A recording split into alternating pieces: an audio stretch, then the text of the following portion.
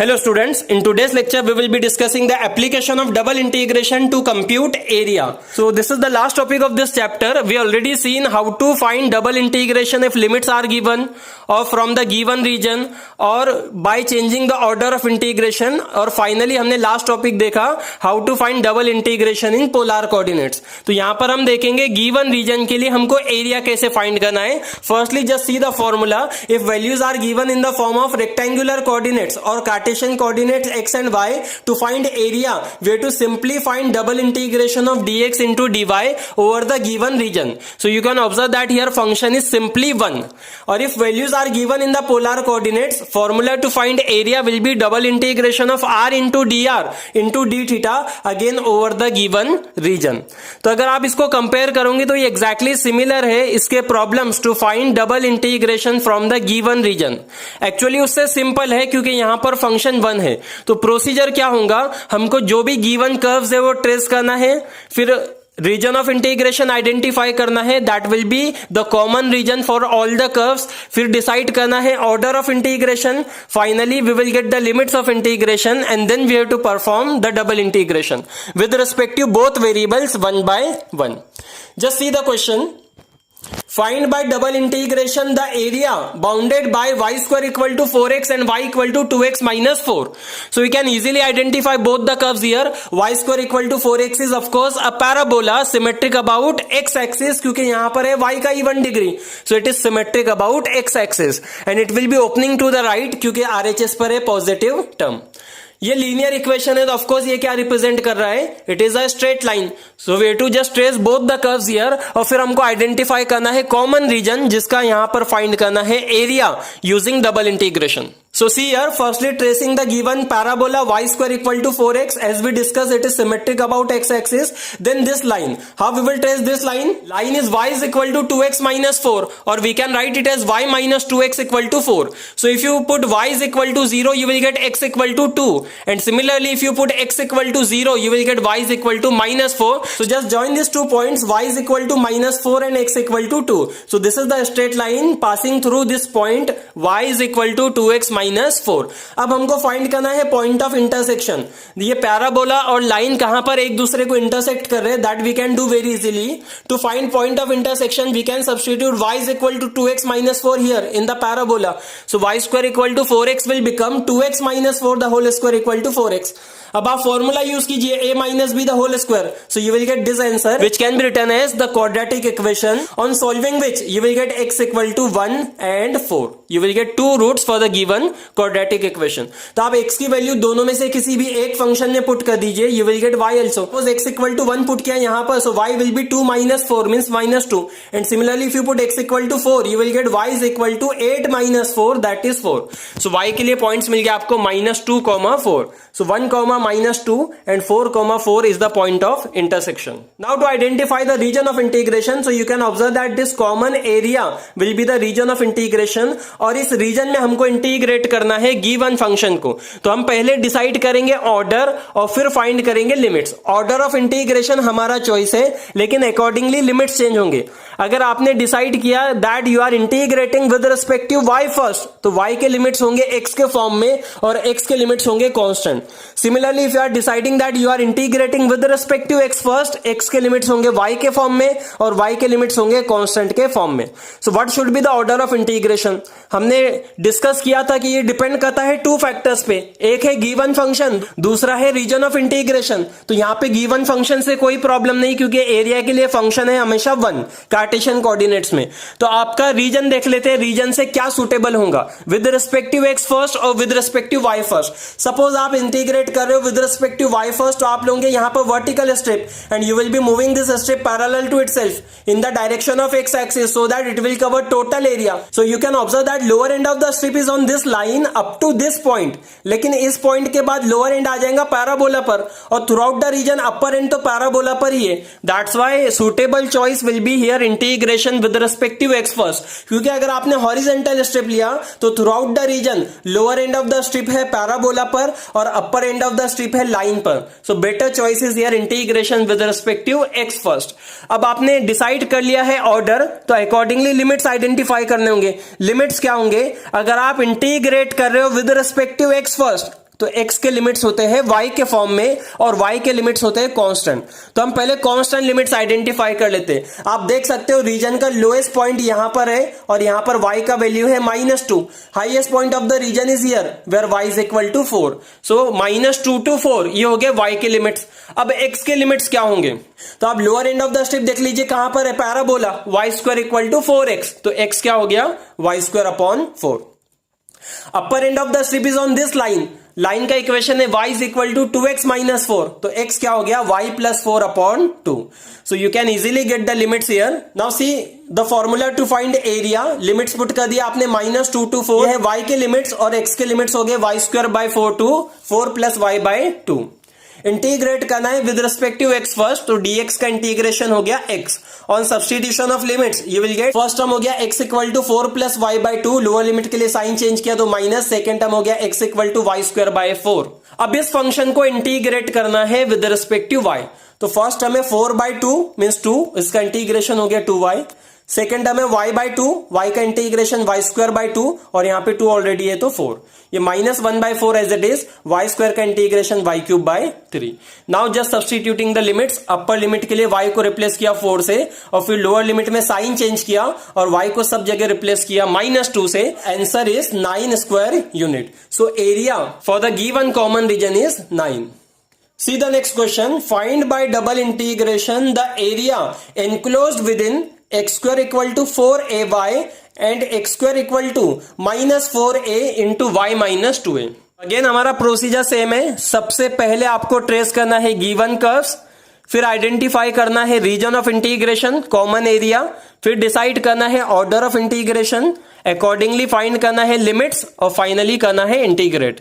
तो यहां पर दोनों कर्व्स क्या गिवन है आपको? x² equal to 4ay is a parabola symmetric about y axis क्योंकि x का इवन डिग्री है। वर्टिकल पैराबोला ओपनिंग अपवर्ड क्योंकि RHS पर है positive term.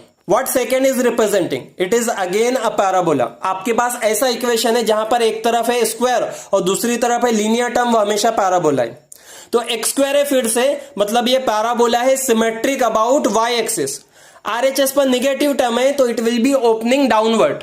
What about this? y minus 2a। तो कोई भी फंक्शन है आपका, सपोज x माइनस के, इसका मीनिंग है कि अगर आप कर्व ट्रेस करोगे so that curve will be intersecting x axis at point k। और सिमिलरली x प्लस के रहा तो x एक्सिस को आपका कर्व इंटरसेक्ट करेगा -k पर। तो यहां पर है y माइनस 2a, मतलब y एक्सिस को ये पैराबोला इंटरसेक्ट करेगा 2a पर। So just tracing both the parabola, see here. तो ये हो गया आपका x² is equal to 4ay और यहां पे आप सपोज यहां पे है y minus 0, so it is touching to the origin. और सेकेंड है y minus 2a, so it will be intersecting 2a and opening downward क्योंकि यहां पर है निगेटिव टर्म। फिर से है ये सिमेट्रिक अबाउट y एक्सिस क्योंकि यहां पर x का है even degree.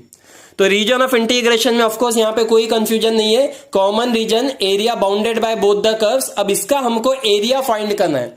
So you can observe that this curve is symmetric about y axis. तो हम क्या कर सकते हैं, सिर्फ इतने के लिए आंसर फाइंड करेंगे और टोटल आंसर के लिए मल्टीप्लाई कर देंगे 2 से। This is the region of integration. अब इस रीजन में आपको डिसाइड करना है ऑर्डर और फिर आपको फाइंड करना है लिमिट्स। सो अगर आपने यहां पे डिसाइड किया that you are going to integrate with respective x first, तो क्या प्रॉब्लम है?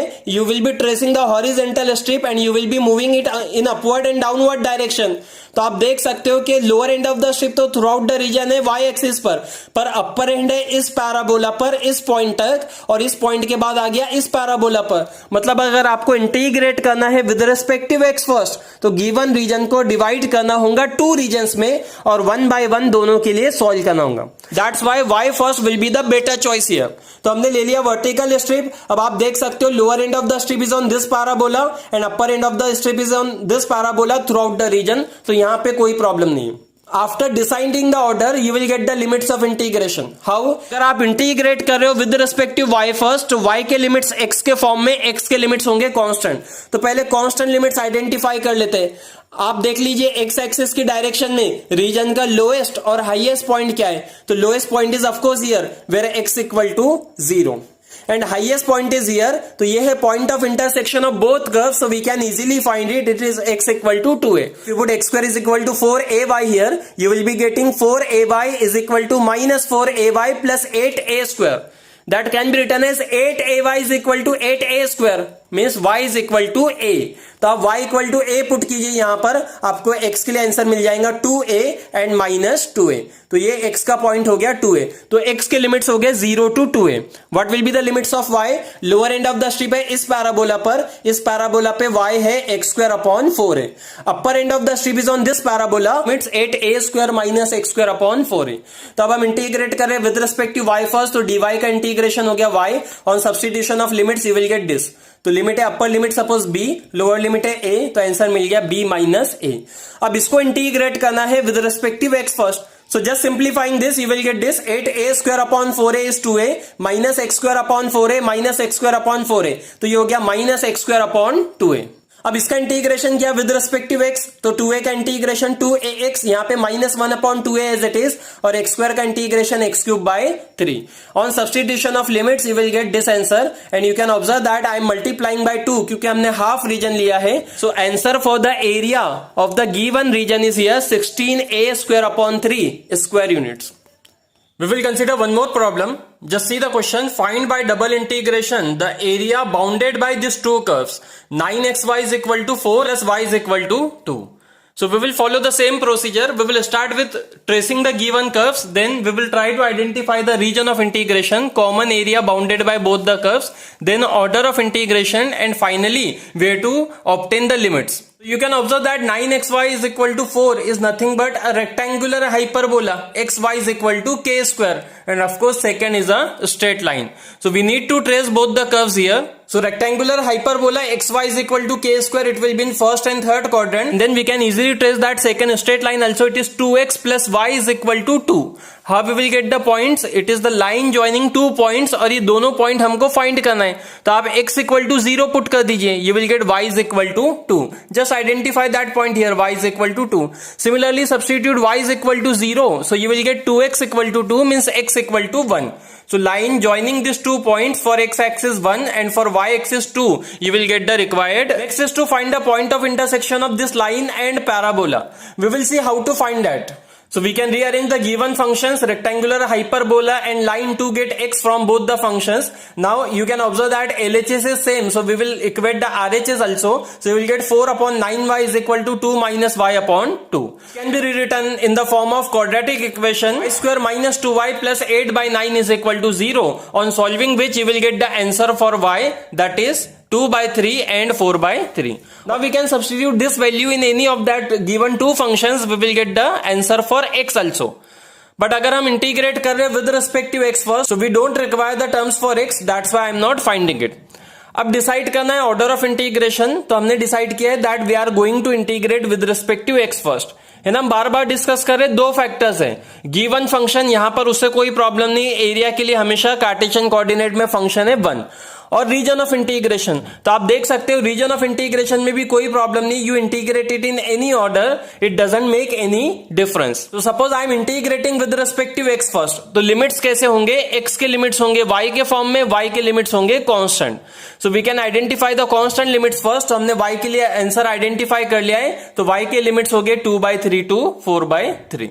So lowest point of the region for the y-axis is 2/3 and highest point will be here 4/3. Now to get the limits of x, so you can observe that lower end of the strip is on rectangular hyperbola, तो lower limit हो गया x equal to 4 upon 9y, and upper end of the strip is on this line, so upper limit हो गया x equal to 2 minus y upon 2.